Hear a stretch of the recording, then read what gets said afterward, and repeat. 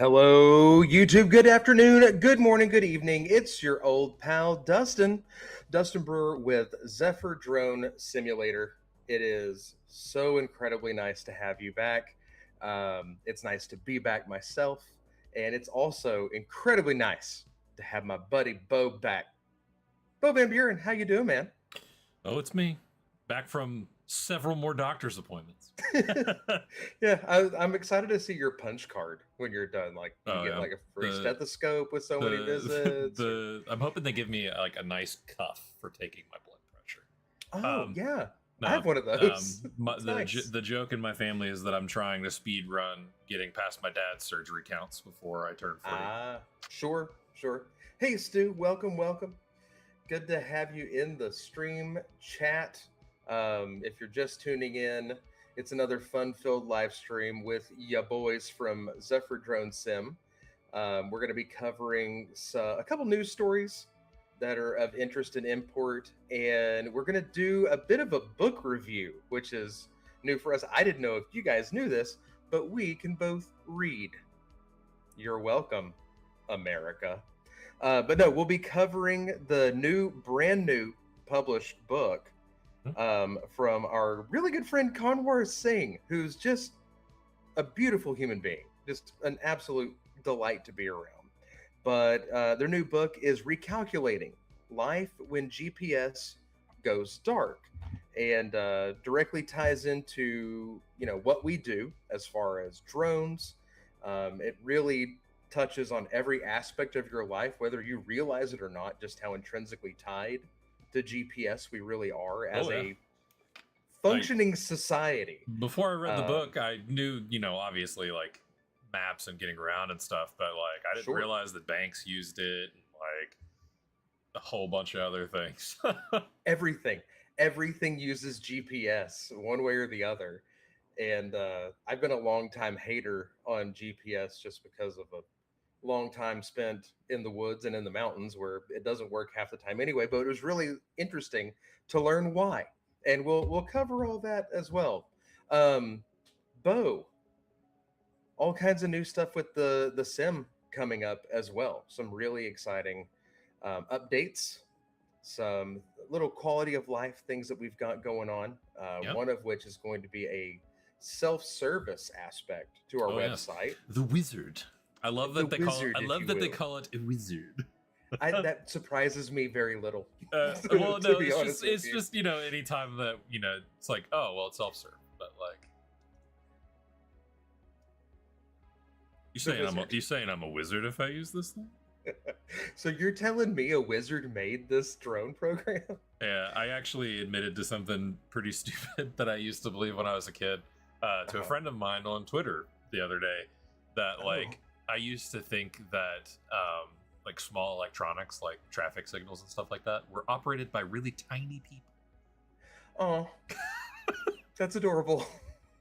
You know what? That's not the weirdest thing I've ever heard when it comes to like traffic signals. Oh, but then like you watch like the first Harry Potter movie and he like snatches the light out of the friggin' thing and you're just like, oh. Yeah. Anyway, I guess I was a full adult when all the Harry Potter stuff came out. I'm reminded often in this position the age disparity between myself and most of our company. Well, so like when the books came out, I was 11. Yeah. Like when you're supposed to get your letter from Hogwarts, big dog. Exactly. Yeah. So yeah. We make the joke pretty often. Harry Potter and my mother share a birthday. But more than that, they also share the ability to use nonsense words and expect magic to happen. Hopefully she didn't live under the stairs. I don't know that she did it involuntarily. She may have just done it voluntarily. You find my mom in weird places. Looks like Kyle posted the link, but it's not showing on the screen for me. It's probably filtering out a link to the book, Kyle, or we have where you can't spam links in the comments, but we will put it in the description of the video when this turns into a VOD. That way everybody can have access to it. So we will definitely be linking that in the description of the video. We appreciate the attempt here shortly. Yeah, but if you guys haven't, if you're tuning in and you don't know who Kanwar is, Kanwar is a old friend of mine and Kyle's from when we first started doing, started hitting the show circuit pretty hard. He's a beautiful gem of a human being. He former service member. Actually, he might still be current. Not 100% sure on that, but he is right, either currently or, after the fact, retired or whatever from the military. He gave us our copies of his book.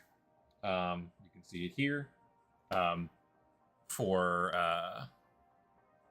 how do we get a signed copy from Kanwar? Had to be in the right place at the right time, big dog. You mean a signed copy like these? Oh, somebody. He also tried to pilfer my pen. It's a very good pen. I don't blame him. But it has like fun illustrations on the inside of it that are pretty interesting. And he also goes into his Sikh faith, with that I think is really important. Especially in the last chapter, he talks quite a bit about how that has shaped and molded his, not just his take on the industry, but how he has moved through life in general. And I find that just endlessly fascinating and so positive. Kanwar, when you meet him, like, he just radiates positivity. He's a calming presence, and he's just an all-around good dude. We've only met a couple times briefly. I've only been with Zephyr for a year, and the guy remembered who we were. Almost a year to the day. By name. Yeah, almost a year to the name, or a year to the day for me. Yeah, it's my work anniversary. Not next Tuesday, but the Tuesday after, I think. Welcome, and we're sorry. Yeah, you're welcome, America, again. Anyway, so like I said, we'll get more into that. But I think first and foremost, let's do our news roundup. And big shout out to CUAV Coach, having some back and forth with us in email. I'm excited to get to work with you guys some more with some of our publications and press releases. So really excited to touch on that as well. Hey, GG's Kyle. Way to pick up a copy. Yeah, I just bought a copy. Let's go. Kyle doing his part. So yeah, in drone news. First up, from Miriam McNabb, published a few days ago. This is from Drone Life, but the government signals drive rally in U.S. drone stocks. I think this is something important that we should all keep an eye on after what we talked about last week with the DJI ban and some of these other independent US-based third parties that are going in and testing these theories from the SEC. We're seeing a lot of dissent from these third-party groups, and I've always been a big fan of following the money. I think when you tend to follow the money, you tend to get a little bit more answers. And looking at how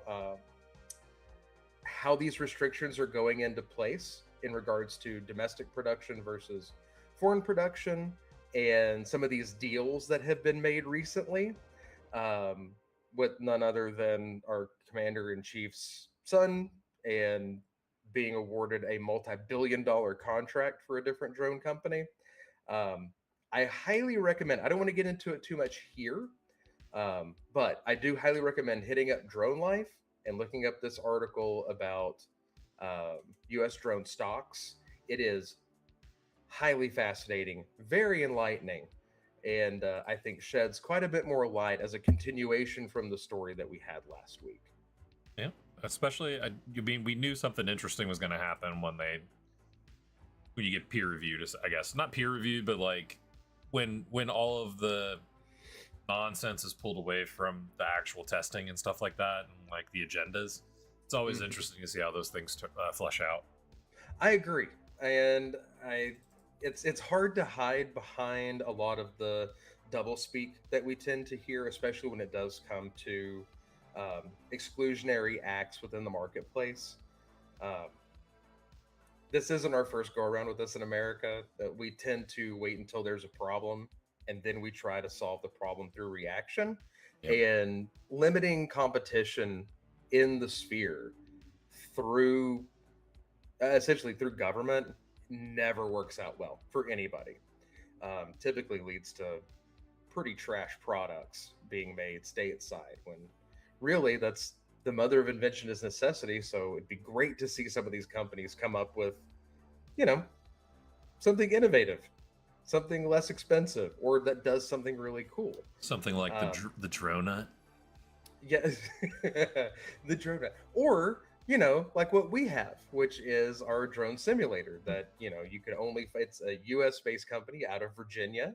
It is it is pilot focused and product agnostic, so you can fly any number of drones. And we're always adding new ones. We're always adding new ones. Speaking of which, Altel, one of the drones that we just added in this last update a couple weeks ago, they had challenged the FCC rule as well and were trying to distance themselves from DJI. But since then, word around the campfire is that they are actually kind of joining this coalition of the willing to fight back by utilizing these independent third-party studies.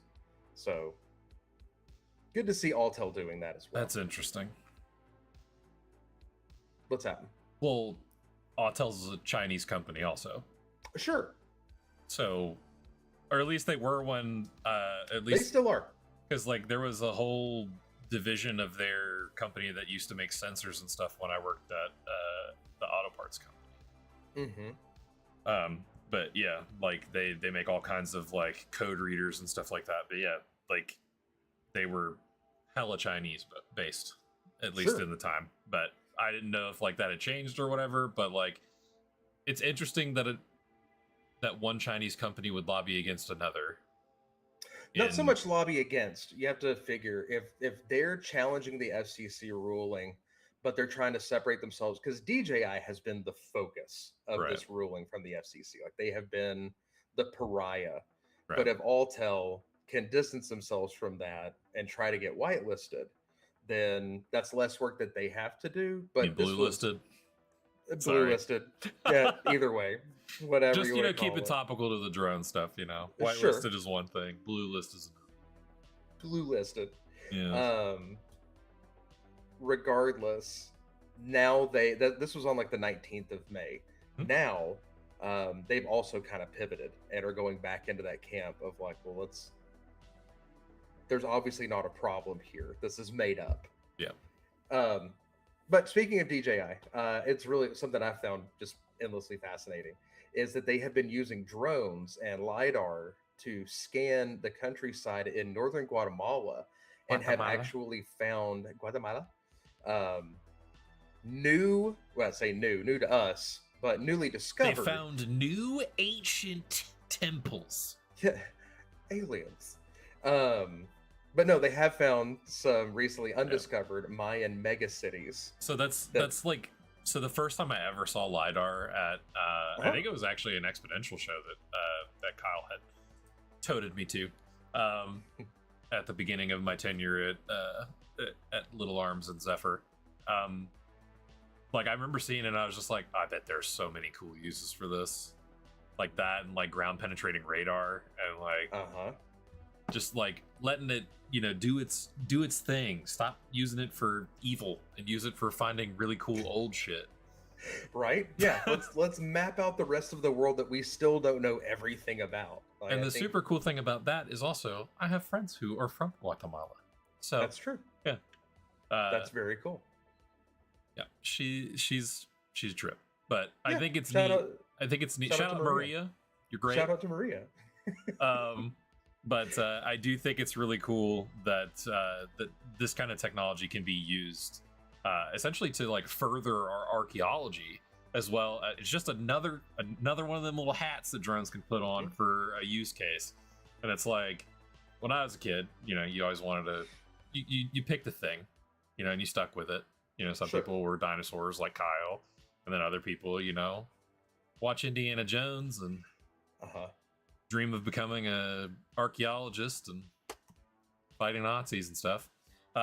But yeah, You have a pretty fruitful career doing that nowadays. but I A lot think more there used to I be. think like being an archaeologist was, you know, one of the many pathways that I had looked at going down in my life. So it's really cool to just That kind of is. see the converging lines between the things that are interesting, you know. I honestly think when it comes to drones, and not to sound too hackneyed, but like really the imagination is the limit. Like where can we find utility for these things, and how does it work? Like, well let's figure it out and see. And on those same lines, Skybrows, which is probably one of the most that adorable is, company names I've ever heard. if it's Like, not, if their logo isn't like, it doesn't have something to do with eyebrows, I'm going to be upset. right. But actually, But before, Skybrows, this is an article from Ishvina Singh, okay. and it's from just a couple days ago. But they did a mapping of the Pilot Institute building. Oh, neat. We know Yeah, those guys. It's really neat. We know those guys. We know those guys. But almost like doing an image walkthrough. But essentially, they were able to utilize this and do a 3D reconstruction of the building, and then make picture points across the building and around the building, so that you can actually click at like certain spots along that, almost like a Google Street View. Oh, weird. Constructed by a drone. Yeah, really cool. I know that they had been starting to use it, and this kind of plays into what Kyle was saying there. He said he just went to an event yesterday where they were talking about how the FBI uses GPR and LiDAR to find bodies and crimes and such. But like a lot of that kind of 3D modeling through the drone scan has been used to reconstruct crime scenes as well. So like accident scenes, places where, you know, like shootings in alleyways and stuff like that, they can take a drone and scan the whole environment and kind of reconstruct it digitally. It's pretty neat.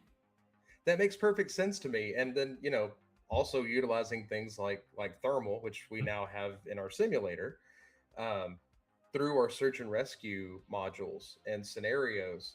Like, you can kind of see how this starts to weave together to make this really interesting, comprehensive, interdisciplinary technology. Yeah, it is. It is interdisciplinary, but it's all going to a greater good of public safety. Yep. Where I start to get a little heartburn is something that Kanwar talks about in this book, and let's just go ahead and get into this. We go segue. So again, written by the illustrious Kanwar. Well, hang on. I got you. See, there you go. Kanwar Singh, Recalculating Life When GPS Goes Dark. There's his picture. Again, fantastic person. A lot about the author. He's actually lives here in Boston, where I live, just right down the street in Cambridge. Educated at Harvard and UMass. And I believe, I don't know that he's still active duty, but I know at certain points in the book, he talks about being an officer in the Army, and actually the hurdles that he had to go through just to join. It says serves in, so okay, so I think he's still active. Yeah, U.S. Army Signal Corps. Okay, perfect. Well, there we go. Thank you, Kanwar, for answering our question. But one of the things he talks about later on in the book is about how we can get away from GPS in and of itself. Not completely. We don't want to, you know, divorce ourselves from GPS because it is so impactful in our day-to-day life. But utilizing things like LiDAR and drone scanning of terrain in order to reconstruct what do they call it? The Eagle Eyes AI drones, where essentially it goes through and takes pictures of every mappable surface, especially where there's roads. Yeah. And it will use these interwoven technologies to ensure that you're going on the correct path that you're supposed to be going on when utilizing, you know, GPS on your phone, Google Maps or Apple Maps or MapQuest or Random McNally. I don't know if they still have. I mean, it's very interesting that he goes from like the ones you expect, like transportation and telecommunications, but then like things that I wasn't expecting, like I said, the banking for ATM machines, and like, you know, you'd think drones in agriculture, but I didn't really think, you know, they really use GPS for much. And then, you know, power grid stuff. Power grid stuff to So make sure that every kilowatt hour is going out at the right time to the right place. The financial industry literally hinges on GPS for synchronous transactional stuff across the globe because there's so much money being traded so quickly that they have to know, to the almost the millisecond, yeah, um, where this transaction is going to happen, how it's going to happen, and how quickly it goes from point A to point B. That we have inadvertently painted ourselves into a corner with GPS, and that's the real crux of the book. Is like we we kind of gave up some autonomy inadvertently I by mean, allowing GPS to soak into every aspect of our lives that we are now seeing in things like conflict in the Middle East, yeah, especially with Russia, yeah. and I mean, like he says in the book, he goes over them being able to shoot satellites out of the sky with missiles, and sure, there's a whole lot of things that you don't really take into effect, and I didn't even think about really until I read the book, because um, you know, he paints a really good picture of how, I guess, cattywampus is the word I would use for how easy it is to break GPS down. mm-hmm. So overall accomplishes his goal. Absolutely. I mean, as far as a cautionary tale, I couldn't agree Yep. more. Just the simple part about the long haul trucker who was trying to, or no, he wasn't even long haul trucker. He was just being tracked by his bosses, Yep. and he wanted to go take his lunch break and not be bothered. So he bought a $100 signal blocker, Mm-hmm. and then went and parked by the Newark airport in New Jersey, and essentially grounded all flights and stopped all flights from landing because it was so powerful. This $100 piece of tech Yep. was so powerful that not only did it turn off his GPS services, but it grounded flights Yep. because towers couldn't read. And you talk about every piece of intricate instrument Yeah. technology on a plane being affected by this one piece of technology. And I've done trucking. One of my many things I've done in my life. But like, I was getting into, or I was coming out at, like, the company that I was working for at the time was still doing the paper books Mm-hmm. for a while, but they were starting to move to these little, like, loggers that they put on your OBD2 sensor port, Mm-hmm. and then they zip tie it in, and it tells them if you pull it out of it. So, the next logical thing for me would have been kind of what this guy did, which is Sure. to buy a blocker for the signal. I'm glad I didn't, because obviously that's probably hella illegal. Absolutely. But yeah, I understand the thought process that led to the decision, is what Sure. I'll say. I think growing up in the South, like I could give you a litany of people who would, Yeah. well, I don't want Big Brother tracking me. It's like, I hate to tell you, homie, but you've been tracked for a while. I mean, like, there's a guy that I'm pretty sure near here who threw a spear at a drone. Sure. So, like, yeah, we've talked about yeah. that. That's a big oof. Yeah. Yeah, that is, Kyle. You're absolutely right. It is a giant oof. But like, and it's gonna sound pretty contrarian, not contrarian. It's gonna sound like, so he goes back through the way that we've navigated throughout history. Mm-hmm. And one thing that he speaks about is something that I put a lot of study into in my single semester of college. Welcome. I did a paper on the navigation techniques of early Scandinavian people when they went across the ocean. They used a piece of stone, which is like a quartzite kind of crystal. Yeah, citrine.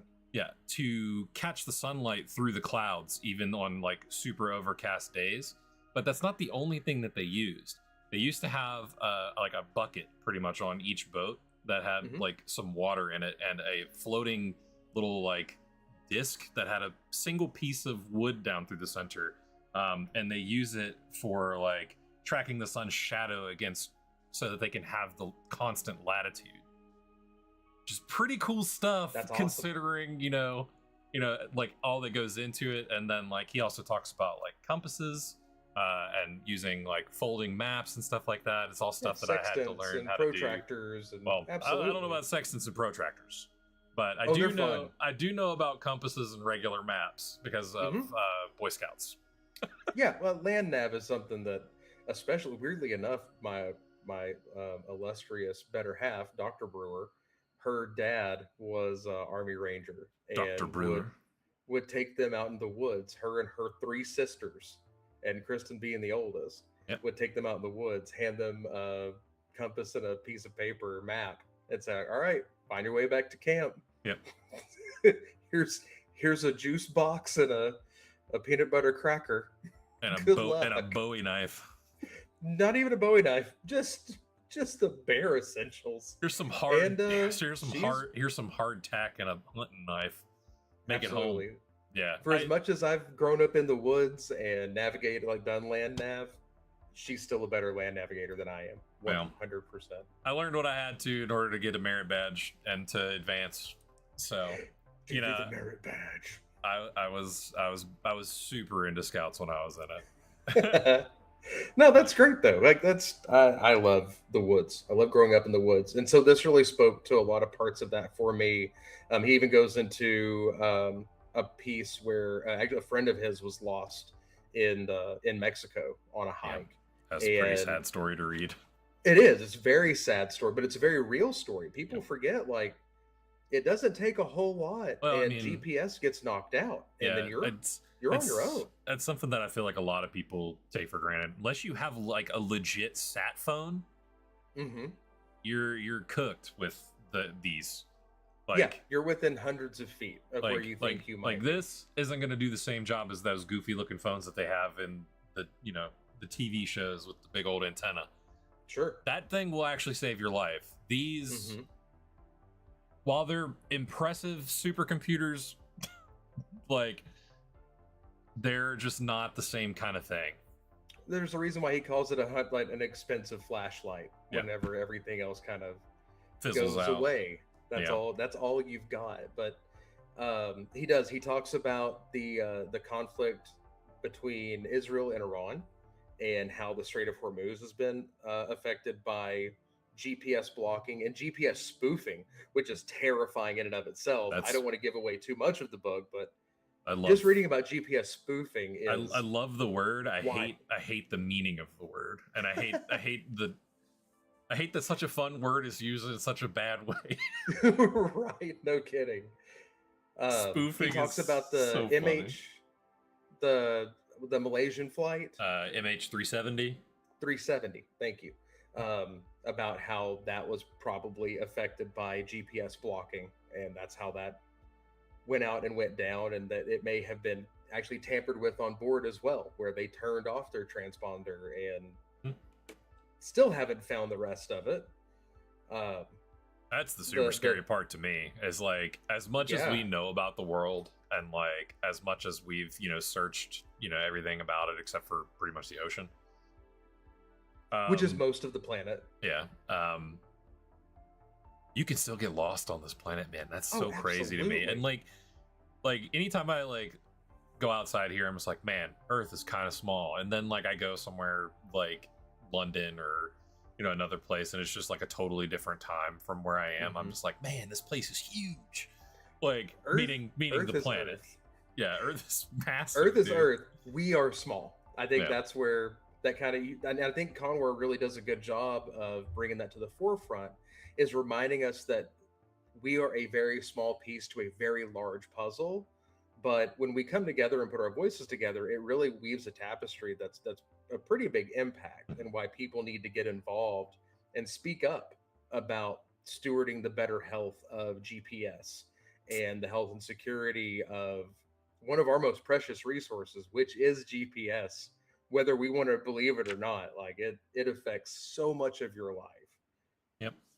Like the whole last chapter is for calling for GPS independence, and like it's one of those things. It's very much a good call to action. Sure. And Kanwar has the chops to back this up too. Like, not only did he study this extensively in school and has worked hand in hand with our U.S. military, with our government, to essentially figure out how to make us safer. He's now started his own group, the Pathfinder group, that is also taking huge leaps into safeguarding us so that we're not so beholden to GPS technology. But this is a guy who had every reason to not. Yeah. You know, he could have very easily said, F this and F you guys.